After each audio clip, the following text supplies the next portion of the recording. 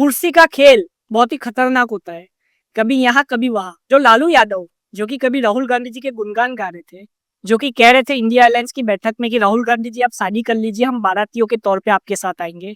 जो कह रहे थे कि राहुल गांधी जी ही लीडर है इंडिया अलायंस के, वो आज कह रहे हैं कि इंडिया अलायंस की जो कमान है वो ममता बनर्जी को दे देनी चाहिए। अब मैं ये बता दूं कि ममता बनर्जी चीफ मिनिस्टर है वेस्ट बंगाल की।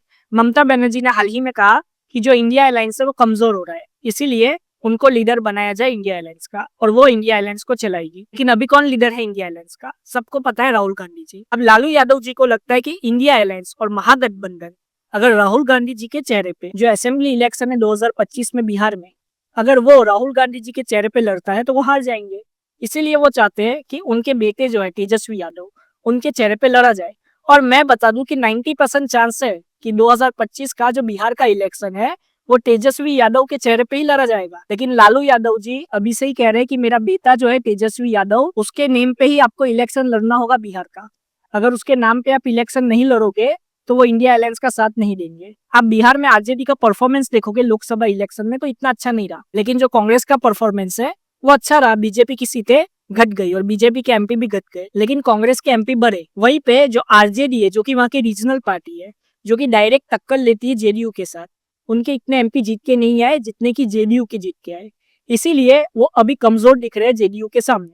इसीलिए वो चाहते हैं लालू यादव जी कि तेजस्वी यादव जी के चेहरे पे बिहार असेंबली का इलेक्शन लड़ा जाए। और जो 2020 में गलती हुई थी, जिसमें बिहार में कांग्रेस ने बहुत ज्यादा सीटें ली थी, लेकिन कांग्रेस जीती नहीं थी इतनी सीटें, बहुत ही कम सीट जीती थी। और वहीं पे जो आरजेडी है उसने भी ज्यादा सीटें ली थी, लेकिन उनका विनिंग मार्जिन बहुत ही अच्छा था, वो बहुत ज्यादा सीटें लेके आई। और मैं बता दूं कि आरजेडी सिंगल लार्जेस्ट पार्टी है बिहार में, अभी भी सबसे ज्यादा एमएलए आरजेडी के पास है। अभी आगे आने वाला वक्त ही बताएगा कि क्या ममता बनर्जी इंडिया अलायंस की लीडर बनती है। अभी तो देखिए, हमको ये तो मानना होगा कि इंडिया अलायंस कमजोर हुआ है।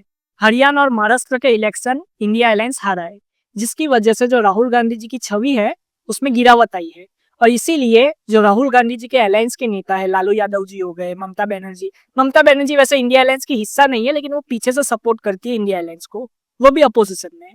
वहीं पे ये जो नेता है वो अब राहुल गांधी जी के सामने खुल के बोल रहे हैं, और वो कह रहे हैं कि राहुल गांधी जी अब लीडर ना रहे, लीडर किसी और को बनाया जाए। तो कांग्रेस पार्टी ने इसीलिए खेल किया है, वो खेल किया है कि प्रियंका गांधी जी को एमपी बना के पार्लियामेंट में लाना।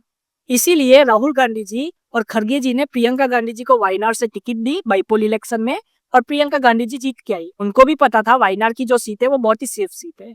अब राहुल गांधी जी के लीडरशिप पे अगर सवाल उठेंगे, राहुल गांधी जी अगर आगे और असेंबली इलेक्शन हारेंगे, तो प्रियंका गांधी जी इंडिया अलायंस का कमान संभालेगी। मैं ये बता दूं, ममता बनर्जी या किसी और नेता का तो चांस ही नहीं है। प्रियंका गांधी जी जरूर इंडिया अलायंस की कमान संभालेगी।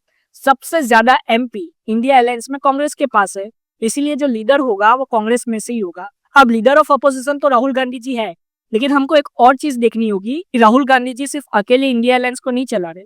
राहुल गांधी जी सबकी राय भी लेते हैं, सबसे मशवरा भी लेते हैं कि कैसे इंडिया अलायंस को चलाना चाहिए, कैसे आगे बढ़ाना चाहिए, तो फिर ही वो आगे बढ़ा रहे। अगर आप महाराष्ट्र इलेक्शन में भी देखोगे तो जो सीटों का बंटवारा था वो कांग्रेस, उद्धव ठाकरे की शिवसेना, शरद पवार की एनसीपी, उनके बीच हुआ था। जो बंटवारा था वो बहुत ही सही था। कांग्रेस ने ज्यादा सीटें तो ली, लेकिन शिवसेना की यूबीटी को भी अच्छी खासी सीटें दी और एनसीपी को भी अच्छी खासी सीटें दी। लेकिन कांग्रेस, उद्धव ठाकरे की शिवसेना और एनसीपी शरद पवार की, ये नाकामयाब रही महाराष्ट्र इलेक्शन में जीतने में।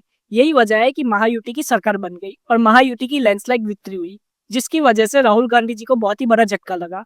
अब इंडिया अलायंस में तो ये मांग उठ रही है कि राहुल गांधी जी को लीडर पद से हटाया जाए। अगर मोदी जी के सामने दूसरा चेहरा जो कि मोदी जी को टक्कर दे सकता है वो अभी राजनीति में आता है तो वो है राहुल गांधी। फिर आती है मेरे हिसाब से ममता बनर्जी या अखिलेश यादव या कोई और, लेकिन राहुल गांधी जी दूसरे नंबर पे आते हैं। तो राहुल गांधी जी ही लीडर ऑफ अपोजिशन भी रहेंगे और इंडिया अलायंस के भी लीडर रहेंगे। और आगे मैं ये भी बता दूं कि अगर राहुल गांधी जी इंडिया अलायंस के लीडर के पद से इस्तीफा दे देते तो प्रियंका गांधी जी लीडर होगी, ना कि ममता बनर्जी या अखिलेश यादव या कोई और विपक्षी नेता होगा। गांधी फैमिली अपने पास ही इंडिया अलायंस की कमान लेगी। अभी आने वाला वक्त ही बताएगा कि आगे क्या होता है। आप अपनी राय कमेंट में जरूर बताएं। जय हिंद।